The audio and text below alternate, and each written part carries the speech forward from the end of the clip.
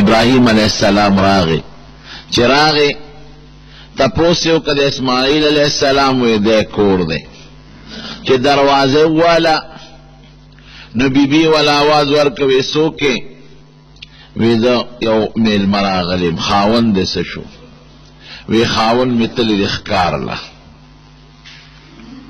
وی جندم سنگ تیرے گی وی دیر خراب جندم تیرے گی او دیر زیاد پریشان آئیو او دا خوراکم دیر زیاد تکلیف تے او دیر زیاد تنگ ترش جندم دے وی خز لارم چی خاون دی راشی برتوا جداس یو بودا سڑے راغلیو او غدا وصیت پریخی دے چی دا دروازے چوکاٹ تے بدل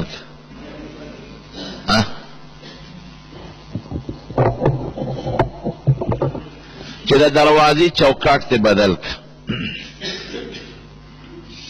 ابراہیم علیہ السلام واپس شام تراغے بخاری شریف کے دا واقعرون ذکر دا نو چی اسماعیل علیہ السلام راغے نو پخص بوئی باندے پویشو دکی ماسار دا نبوتو دا مخکنا پیغمبر کے دا پیغمبرین مخکن باز نخیوی پس بوئی پیشو دا خپلی بی بینے تا پوسو کوئی سوک خوراغلی نو وی یو بوڑا سپنگیر میل مراغلی وی سنگ شکل وی دا سی ویختو دا سی اگدو او دا سی جامع غشتی و پدی پوزیشن کیو وی سشو وی لا وی تانے سے تپوس نو کرے وی مانے استا تپوسو کو میں چیتر اخکارتا بیا نو وی نوری دا جن تپوسو کو ایمائی چی جن دم دیر ترختریخ جن دے او دوڑے دا خوراک دا رکم نلگی وی بیا وصیت خودتا ننے کرے سوال جواب وی ما تاویو چی خاون دی راشن وطگوا چی دا چوکاٹ بدل کی وی خخد دا خود ما پلارو حضرت ابراہیم علیہ السلام او دا خود مقرب پیغمبر او پا دا دیر لو امتحانات تیر شوید او دا اغا پلارو زما چی دی چلوی تا غرزولیم دا خدای پا حکم او خدای پاک زب بچ کردیم نو تا وطولی ناشکری کولا پیغمبر خو پا ناشکری خپا کیگی حضور پاک پخپلا فرمائی الفقر فخری وی فقر زما فخر دے فقر ازان لخوخ کرے ندے خو پی خپل شوی ندے خوشحال دے پی دا خدای نیغوخت ندے چی خدای مالا فقر راکا خو چی کم فقر وطو پا دے خوشحالاو وی دا زما فخر دے وی سیب داولے وی چی دا دروازے ناریم نو زبا اللہ تا محتاجم خدای بیادو او چی پدریم ورس خدای روڑے را کی نو بیابم خدای را یاد سی شکریه بیدا کم او چی طول مرمولیم نو بیابم خدای نیادیگی وی دما پلار خو پنا شکره خپکیگی دا دی سوکلد اما وی چی دما دزوی خدا دا و دمرا ناشکره دکا ناشکری خدا خدای بے قدری دا دا شریعت مسئلہ دا سے دا چی سوک بیمار دے او تپوس دے سوکراشی تو وطوی سنگے دے دے وطوی چی خیر ڈاکٹر او طبیب تا دخپلی بیمارے پورا حالو آیا او نور خلق تا دا سے مو آیا وے خیم او دا ولی ذکر صفا حدیث کے را دی چی فرشتے ستا پا دے خیویم لفظ آمین وی نو خدای با دے جوڑ کی حضرت نبی کریم صلی اللہ علیہ وسلم دا وفات بیماری دا پا کم عرص چی وفات کی گی سہر وقتی پا دا غرض دا حضرت علی رضی اللہ عنہ خلق تا پوس کاؤ وی دا نبی علیہ السلام شپا سنگاو ناغبا وی اصبح بحمد اللہ خیرا بارعا وی دا خدای پا فضل سبا وقتی چی سبا کے داخل شنو ٹک ٹاک دے جوڑ دے طبیعت برابر دارنگی که یو سڑے دا پیسو پا تنگ دستیاک کی مبتلے سوک دے تپوسو کی حالت تی سنگری دے دے وی دیر خدے دا دینوی چی دیر بد حال دے چی دا جن دشتاو دا ساپا کی اخلے و بدل خدای در کئی او نوڑے روڑے خدای در کئی نو پا دے بدا خدای شکر ادا کے نا شکر انسان دا خدای نیخ وخ او چی سوک دا اللہ پا معمولی نعمت دا اللہ شکر ادا کئی دا خدای خوخی او لئن شکرتم لازیدنکم اللہ فرمائی کہ ما شکریہ دے داکر نعمت بدل نورم زیاد کم نوی تا خونکل نا شکری دے اکڑا او چی چوکاٹ بدل کد دروازے وی دا ما دا پلار حکمو کتا تیوی چی دا اغتوا چی خدا طلاقہ کرن دا سوال جواب دراتا بیان نکو چوکاٹ بدل کد دا مطلب دا جدتا دا زان نجدا کم د چوکاټ په ذریعه سړی کور ته داخلیږي او د ښځې په ذریعه سړی نوي ژوند ته داخل شي. نو ویزه ته پلار کره دی ځه، بخاري شریف کې هم داسې دی. ناشکره ښځه د ما پلار نه ده خوښه کړی. وروڼو د دین مسله هم داسې ده چې کوم انسان ښځه د مور او پلار نافرمانی او یا بدینی او مور او پلار دی خاوند ته وایي چې دا ښځه پرېږده، نو دله حق دی چې دا ښځه پرېږدي. او که چرته دا ښځه نیکه ده او دینداره ده او د مور او پلار خیال ساتي او بې ځایه مور او پلار وایي چې دا ښځه پرېږده، نو بیا به یې نه پرېږدي. حدیث کې راغلی دی همدقسې وایي چې مور او پلار درته وایي چې ښځه پرېږده نو پرېږدې به. نو علمای شرح همداسې کوي دا هغه ښځه چې بېدینه ده یا دا هغه ښځه چې دا د مور او پلار د عاق کېدو سبب ګرځي یا دا هغه ښځه ده چې د خپل سخر خواښې خدمت نه کوي او د هغې حق نه پوره کوي. نو دا ناشکره وه. نو ابراهیم علیه السلام ورته حکم وکوي چوکاټ بدل کا، وی زه پلار کړه، رخصت یې کړه او په هغه جرهم قبیله کې بله ښځه وکړه. څه موده پس بیا حضرت ابراهیم علیه السلام راغی. اتفاق ته ګوره بیا اسماعیل علیه السلام نو بیبي نه یې وله تپوس وکړه خاوند دې څه شو؟ وی تلې د ښکار نه. وی ته ژوندم څنګه دی؟ وی الحمدلله ډېر مزېدار. وی څه خورئ؟ وی غوښې خورو او د ښکار غوښې خورو او د زمزم خشته ښکلې اوبه دي مزېدارې دا څکو او ډېر خشته ژوندم دی او خاوند سره مې مزېدار ژوند دی. او الحمدلله د خدای ډېر لوی کرم دی. وی ښه چې خاوند دې راشي نو زما حال ورته ووایه چې داسې یو بوډا سپین ږیری د شام نه راغلی او تاله دا پیغام دی چې دا چوکاټ دې برقرار وساته. چې اسماعیل علیه السلام بیا راغی او خوشبویي پې ولګېدله. نو ښځې نه یې فوراً تپوس وکړه څوک مېلمه خو نو راغلی؟ وی یو بوډا سپین ږیری راغلی و، څنګه شکل و؟ دا نمونه شکل و، تا نه یې څه تپوس خو نه دی کړی؟ وی ولې نه ما نه ستا تپوس هم وکړو د ژوندم. تا ورته څه وی؟ مې چې شکر دی الحمدلله ښه ژوندم تېرېږي. وی تجارتمن انسان ته چې تجارت کوي وی که د هغه نه هم څوک تپوس وکړي چې هلکه کاروبار دې څنګه دی؟ دی دې وی الحمدلله ډېر مزېدار. د بعضې سړي خوله په دې عادت وي که تپوس ترې وکړي جي کاروبار یاره جي ډېر خراب، ډېر هېڅ ګټه نشته، تاوان کې روان. یا یو سړی فصل والا زمیندار دی، هلکه کسرې څنګه د زمینداري؟ یاره جي بس سجور لټ تاوان. هلکه تاوان دې د اجارې بیا ولې کوي؟ او چې تاوان دې دا ځمکه ولې ساتې خرڅې ولې نه؟ تاوان نی خو په ځان سپېره خوله وښودی. دې مشرانو پخوا په ځان وي سپېره خوله مه ښوده، نو په ځان سپېره خوله ښودی. دروغ وایي دروغ ولې وی؟ او د خدای ناشکري ولې کوې؟ دوه ګناهونه دې وکړل، یو دې دروغ و یو دې د خدای ناشکري وکړه. نو دا رزق او د عمل د خدای په لاس کې د ژوند بدله په حقیقت کې تنګ کېږي. وی ښه دا خو زما پلارو او تا شکر ادا که په دې ډېر زیات خوشحاله شو او چې تا ته وی چې چوکاټ برقرار وساته د دې دا مطلب دی چې د ښځې سره ژوند برقرار تېر کړه. دا شکر ګزاره ښځه ناشکره ښځه نه ده. په ښځو کې خو ناشکري لږه زیاته یې که په سړو کې ناشکري کمی، شکر پکې زیات نسبتا، او په ښځو کې ناشکري ډېره زیاته ده. نبی کریم صلی الله علیه وسلم فرمایي وی ما ته خدای دوزخونه وښول، وی په دوزخ کې مې ښځې ډېرې زیاتې ولیدل. نو صحابه ته تپوس کوي د الله رسوله وی دا دوزخ کې ښځې ولې زیاتې دي؟ وی بکفرهن دا ناشکره دي. هغې ته فوراً تپوس کوي یکفرن الله، وی دا الله ناشکره دي؟ وی نه یکفرن العشیر د خاوند ناشکره دي، د خاوند شکر نه ادا کوي. نو حضور پاک یو مثال ورکوي 1400 کاله مخکنی مثال دی.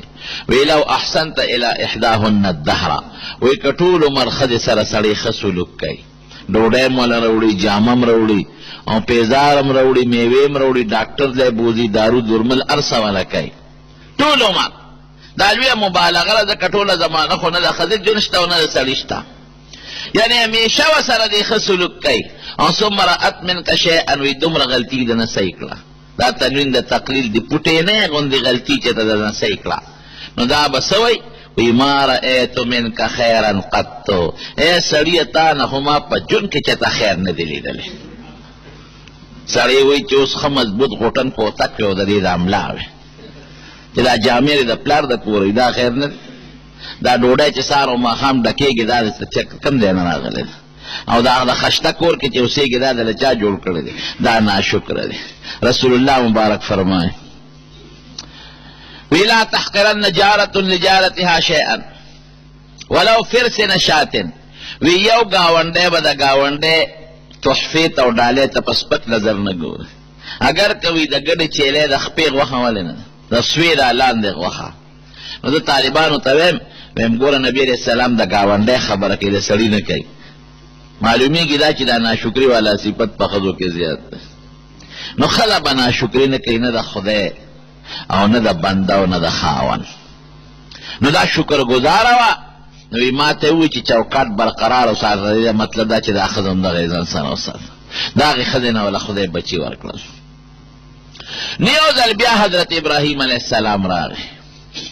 چې راغی په دې موقع اسماعیل علیه السلام په کور کې موجود و. دواړه یو بل ته ورته رغاړه وتل. حدیث کې راځي دقسې حضور پاک فرمایي ورته ورته رغاړه وتل یو بل ته او داسې ورته رغاړه وتل لکه یو خشته محبتي پلار او د مینې زوی چې یو بل ته ورته رغاړه وسي. نو ابراهیم علیه السلام ورته وی بچې ما ته خو الله یو بل حکم کړی. بابا وایا وی ما ته الله حکم کړی چې دلته یو کور جوړ کړه بیت الله. نو ما سره په دې کې مدد کولی شي ځکه زه خو د بار نه راغلی مسافر دی. ګټه به پکاري کاڼې به پکاري خټه پکار ده اوچتول پکار دي. نو ما سره به مدد وکړي. حدیث کې دغسې الفاظ دی. اسماعیل علیه السلام دی بابا ولې به نه کو بلکل د سره مدد کو. نو بیت الله جوړول شروع کړل. نو خلق وی دا بیت الله لومبي ابراهیم علیه السلام جوړ کړی دی. رونو داسې خبره نه ده ښه. دا ابراهیم علیه السلام نه مخکې جوړ شوی دی. قرآن شریف کې الله فرمایي ان اول بیت وضع للناس للذي ببکة مبارکا وهدى للعالمین فيه آیات بینات مقام ابراهیم ومن دخله كان آمنا ولله على الناس حج البيت من استطاع إليه سبيلا ومن كفر فإن الله غني عن العالمين. دا لومبی د خدای کور په مخ د ځمکه جوړ شوی دی. او لومبی چا جوړ کړی دی؟ دا فرشتو. کله چې په مخ د ځمکه الله آبادي جوړه کړله نو فرشتو بره په اوه اسمان کې بیت المعمور کې عبادت کو. نو بعضې فرشتې په ځمکه مقرر کړې. نو هغې الله ته درخواست وکړو چې خدای مونږ به دلته عبادت په څه طریقه کوو کم ځای به کوو. نو الله وله د زمرودو په کاڼ کې یو بیت الله ورکړ د جنت نه. یو کاڼ یو د زمرودو هغې کې ټانکه نه او نه پکې میخو او نه پکې جوړ پکې نو یو کاڼي کې غټ کاڼي لکه د بیت الله عمره د زمرودو خشته وی دا یو څه او ځای ورته الله ښودله ته ځای ښې هلته یې کښېدی او هلته عبادت له راځئ. نو چې دا کوم موجوده بیت الله شریف کې دقه ځای ورته الله وښود الله په حکم یې دغلته کېښه. نو فرشتو به عبادت کو. بیا چې الله پیریان پیدا کړل هغې په ځمکې کې فساد شروع کو. نو هغه بیت الله لوچت که واپس جنت ته یوړه. نو چې حضرت آدم علیه السلام خدای پاک دنیا ته راکوز که نو بیا دویم نمبر آدم علیه السلام جوړ کړی دی. هم په اقه ځای چې کوم دی الله فرشتو ته ښولی او کوم دی خدای آدم علیه السلام ته اقه ځای ښودلته یو کور جوړ که. د آدم علیه السلام نه پس چونکې کچه بیت الله به بارانونو سره به نړېده نو بیا شیس علیه السلام جوړ کړی او د شیس علیه السلام نه پس د نوح علیه السلام په طوفان کې دا ختم شو. نو بیا ابراهیم علیه السلام جوړ کړ. نو دا گویا کې په مخ د ځمکه څلورم نمبر دی دا چې ابراهیم علیه السلام یې جوړه. ګټې وله د مختلفو غرونو نه راجمع کړې راوړلې به او جبریل علیه السلام ورته نقشه وښوله. وی دا د نقشه شوه او د بیت الله جوړول شروع شو. اسماعیل علیه السلام تیږه ورکوي او خټه ورکوي. د تیږې د پاسه خټه لګوي او تیږه پرېږدي چې لږ اوچت شو د انسان د قد نه یو کاڼی او خشته مزېدار هغه کاڼی کېښود. ابراهیم علیه السلام به پې خپې ښوده او هغه کاڼي به د قوازې او د لفټ کار کو ابه ورسره اوچتېده. د حضرت ابراهیم علیه السلام د دواړو خپو نښه په کاڼي کې شته د ګوتې د بند دومره هغه ته مقام ابراهیم وای. اوس هغه مقام ابراهیم د بیت الله خوا کې د بیت الله شریف دروازې ته تقریبا مخامخ لږ غوندې قبلې طرف ته دا یو چبوتره د پاغې د پاسه پروت دی او حکومت د سعودي د هغې نه د شیشې یو دیوال تاو کړی دی او د اوسپنې جنګلیم دی چې څوک طواف کوي ورسره خوا کې تېرېږي او په غور نظر ورته وګوري نو هغه د ابراهیم علیه السلام د خپو هغه کنده د ګوتې د بند عمره دواړه پکې موجود دی. خدای پاکی صفت هم کوي ځکه د پیغمبر معجزه ده. په کاڼې کې خپه دننه کېدل او کاڼې د ځمکې نه اوچتېدل دا د پیغمبر معجزه ده. نو ځکه خدای پاک فرمایي فیه آیات بینات وی په دې بیت الله کې زما د قدرت ښکاره او څرګندې نښې پرتې دي. یو پکې مقام ابراهیم دی الله صفت کوي. نو بیت الله شریف تیار که سر ته ورسم نو دا کاڼې حجر اسود دا ځان سره آدم علیه السلام د جنت نه راوړی. لس څیزونه یې ځان سره د جنت نه راوړي. یو پکې دا حجر اسود دی او دا مخکې تک سپینو. نبی علیه السلام مبارک پخپله فرمایي وی کان اشد بیاضا من اللبن وی دې د پیو نه زیات سپینو.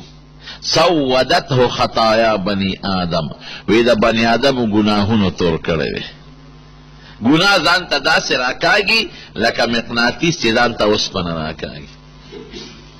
نو دا په جبل ابي قبیس کې کله چې د نوح علیه السلام طوفان راغی نو جبل ابي قبیس کې الله د فرشتو په ذریعه امانت کېښود.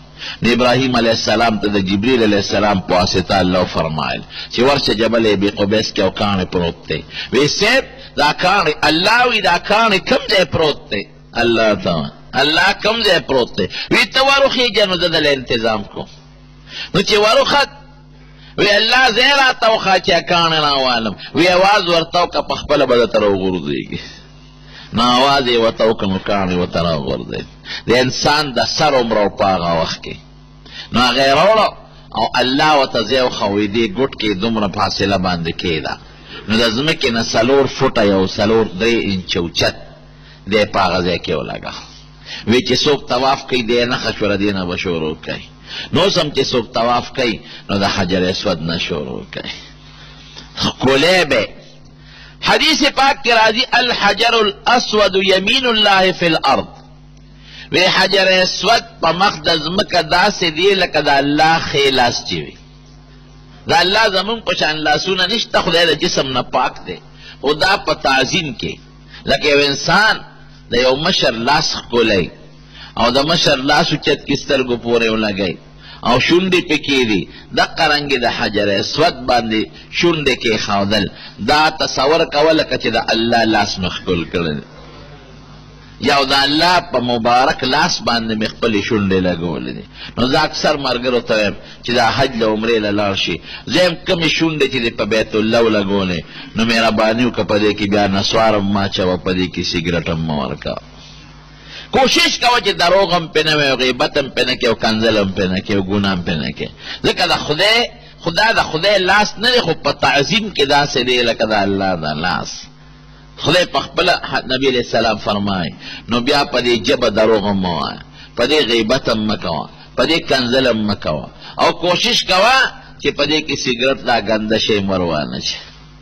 خیال ساته حضور پاک په خپله ښکل کړی او چې په چکر راځي بیا به ښکلی، هر چکر کې به ښکلی. خو اوس خورش زیات دی، ښکلول یې ګران دي. نو بیا طریقه دا ده یو ځل نبی علیہ السلام مبارک په امت یې سانتیا راوستې ده، یو ځل ښکلول نشي واغوي ځکه د هغې خو زیات احترام و. یو ځل یې وله لاس یوړه لاس یې ښکل کړ او په بل ځل یې وله کونټۍ یوړه او چې کونټۍ کومه څوکې او پورو جنګول هغه یې ښکل کړی ده. نو اوس هم علما وایي وی کرش نو ښکلی کا او کرش زیات نو لاس ولا یو ساغه لاس ښکل کا او که لاس دې نشو رسېدي چوکه ولا یو ساغه چوکه ښکل کا.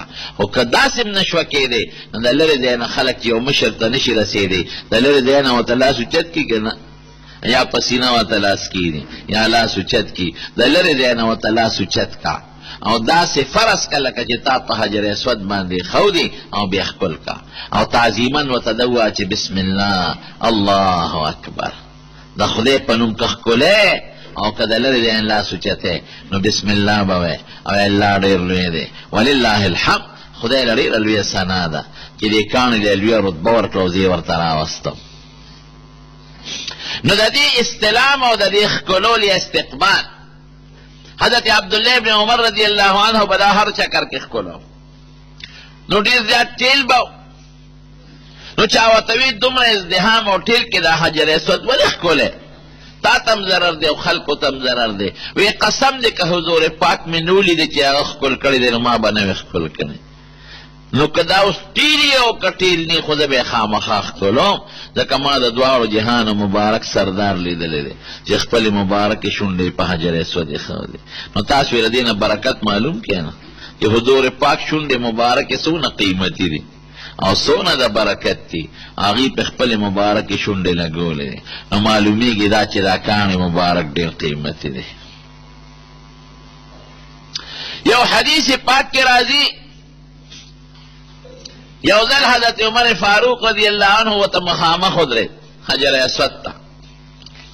وی ای حجر اسود، وی ښه راته پته ده چې کاڼه یې، نه چاله فایده ورکولی شي او نه چاله ضرر رسولی شي. وی قسم دی که ما حضور پاک نه وي لیدلی چې تی ښکل کړی نو ما به نه وي ښکل کړی. نو یو صحابي ورته مخامخ ولاړو، وی امیر المؤمنین، وی قسم دی چې ما د حضور پاک نه یو ټکی اورېدلی، فایده ورکوي داسې مه وایه. ما د حضور پاک نه په خپله اورېدلی دي چې د دې حجر اسود به د قیامت پر ورځ به خدای ودروي، د ده به سترګې نظر به پرې کوي او د ده به غوږونه په هغې به اورېدل کوي او د ده به ژبه یې په هغې به خبرې کوي.